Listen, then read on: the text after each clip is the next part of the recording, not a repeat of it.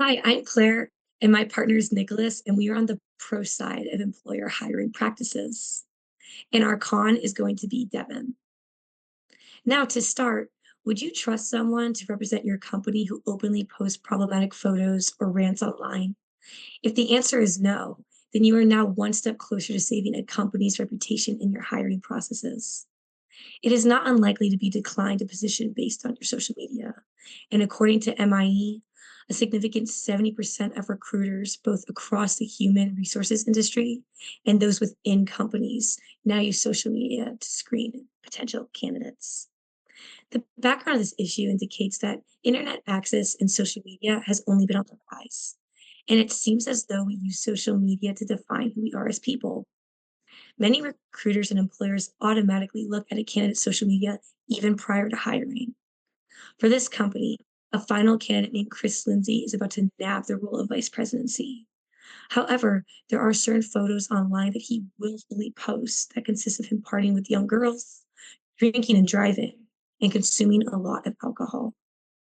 To explain this issue with Chris's situation, it seems that he seems to have a problematic post on his social media that could damage the company's reputation. The vice president is a very high profile role, and a positive image with that position is very crucial. Since his posts were very immature, it shows shareholders that he is not responsible, professional, or reliable. If the company has certain values or mission statements, Chris could be violating the look or image the company has been trying to build to the public. We would like to present the following definitions. First, character is defined by the Dictionary of Cambridge as a particular combination of qualities in someone or something that has made them or it different from others. People like Chris are showing their character off in a negative way, which provides an untrustworthy outlook for the company that could potentially hire him. Secondly, impression is defined by the Dictionary of Cambridge to mean an idea of opinion of what something or someone is like. Chris's future employers do not receive the best impression of him and what type of person he is. His posts online make him seem immature, disrespectful, and unlawful. No one wants a company's vice president to have a very bad image and impression unto others. Now, according to IBM, a person's digital footprint is defined as a trail of data you leave when using the internet. This includes the websites you visit, the emails you send, the posts you upload, or any information submitted online. In the case of Chris, he managed to create an extremely unprofessional impression upon himself regarding his digital footprint. If a client were to be working with Chris and they see the person that he is outside of work, this may lead to a potential loss of a client. The framework that we base this decision on is the impact it will have ethically, as well as a potential negative outlook on the brand. Ethically, as a candidate, every possible employee will have their social media looked at to refrain from any privilege advances. If the content has been posted publicly, then it is fair to have it looked at publicly. These posts that Chris specifically had on his page timed to relevance due to inappropriate behavior and very unethical decisions. Regarding the brand's image, if Chris posts and wrongdoings were to spread, it would look extremely bad for his employers and employees. Drunk driving and inappropriate postings of women were linked to Chris, therefore sending a negative impression on him. Regarding our stance on the issue, we affirm the resolution that employers should take a candidate's social media posts into consideration because it could damage the company's image as well as allow unethical behavior. The course of action we suggest and support is to have all employers investigate potential candidates' posts and accounts to see if they're a good fit for the role. Thank you, Cliff. So now I'll be talking about our first argument, public image and company reputation. Our argument that a vice president represents the company externally. If a candidate's public social media presence contradicts the company's values, it could damage the company's reputation and credibility. For instance, in Virginia, a sheriff's deputy was terminated for making a disturbing comment on a conservative social media platform. He posted that the Chief Justice Roberts' life, quotes, needs to be shortened. Now, this is not the kind of person I want to serve and protect communities. Another instance involving Citigroup fired one of their employees for posting anti-Semitic remarks suggesting support of the Holocaust to their social media profile. Now, this kind of behavior cannot be tolerated. This matters because public image and company reputation directly impact consumer trust, brand credibility, and the business's success. A company with a strong reputation can attract more clients, top-tier investors, and great talent, while a damaged reputation can lead to loss of revenue, negative press, and decreased employee morale. Because executives present the company publicly, their behavior, both professional and personal, can influence how the company is perceived.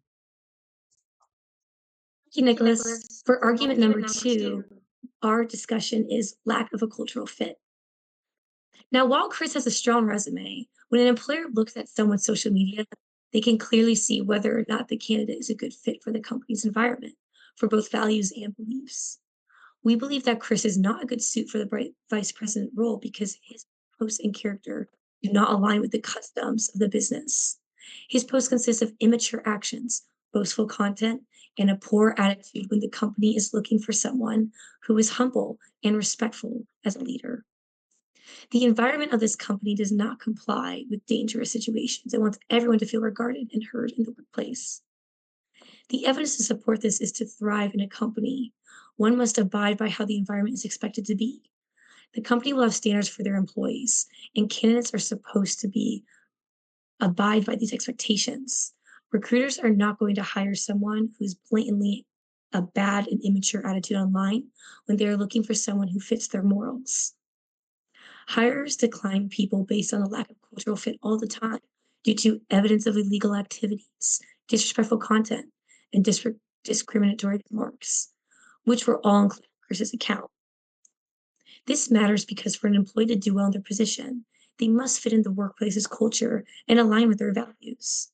According to Medium, to be in a cultural environment is to fit in with teams and the overall company culture, including shared beliefs, values, and behaviors, which is something that Chris does not relate to with the professionalism the business is looking for. Thank you, Claire. So, for our last argument, we have to take a look at personal judgment and professionalism. Our argument is posting inappropriate content, especially, especially posting about drinking and driving. This raises concern about the candidate's judgment, and a leadership role requires responsibility. However, these actions that Chris took suggest a lack of professionalism.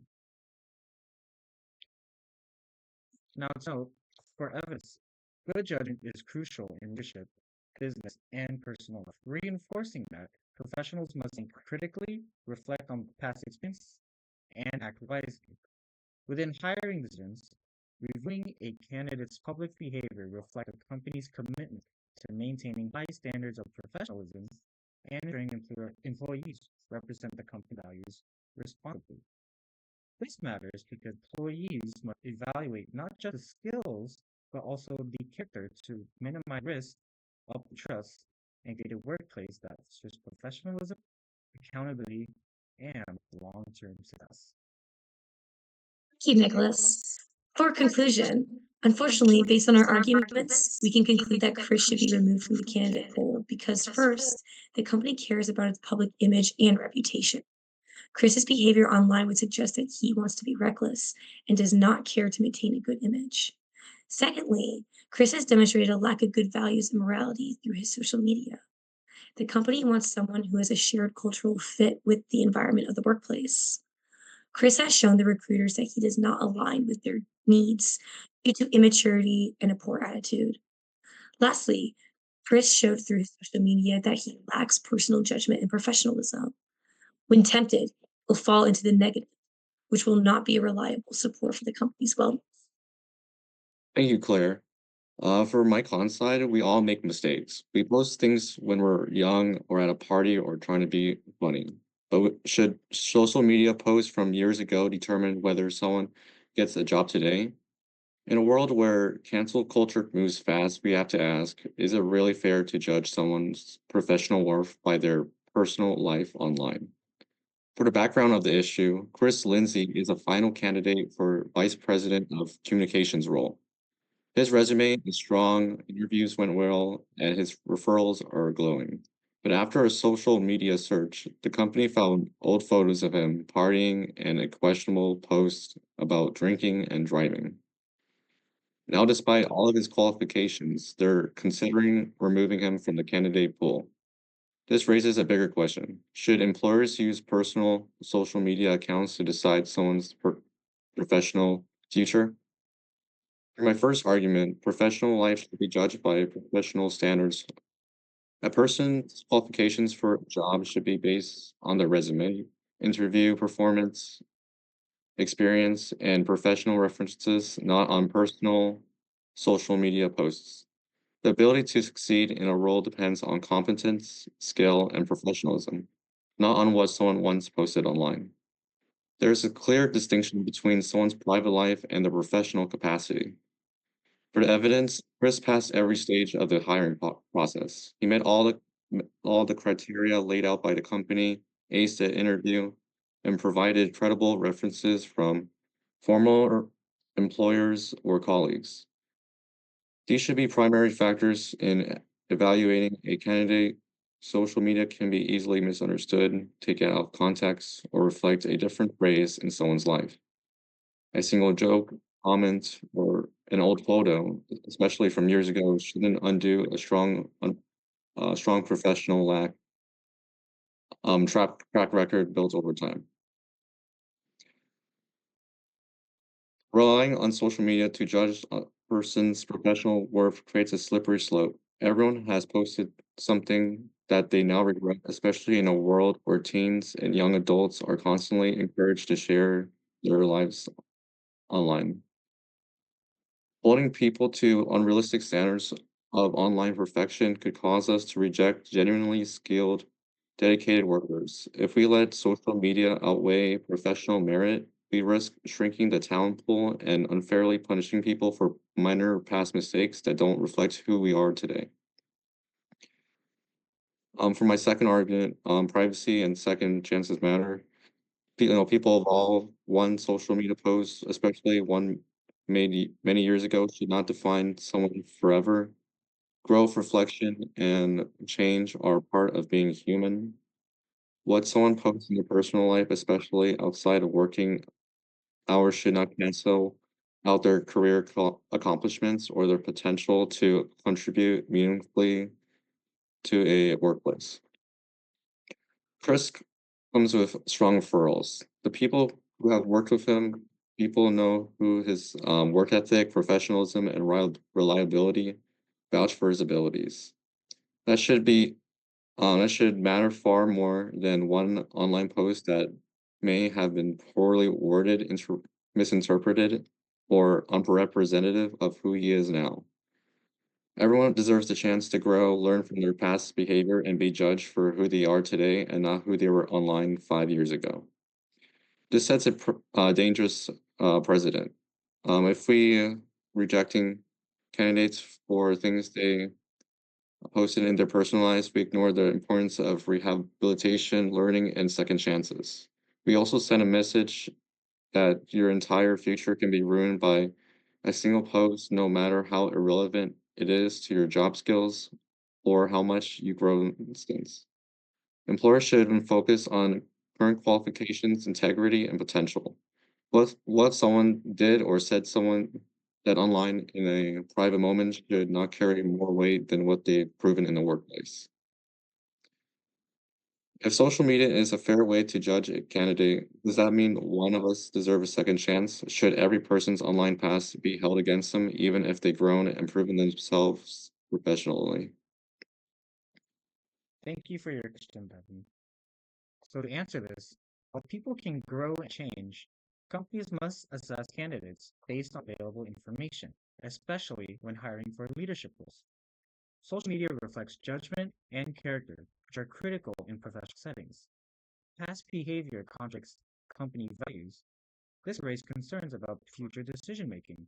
However, employees can consider context, time passed, and efforts toward personal growth. A second chance is possible, but candidates must demonstrate accountability and maturity to assure employers that past mistakes won't impact their professional responsibilities.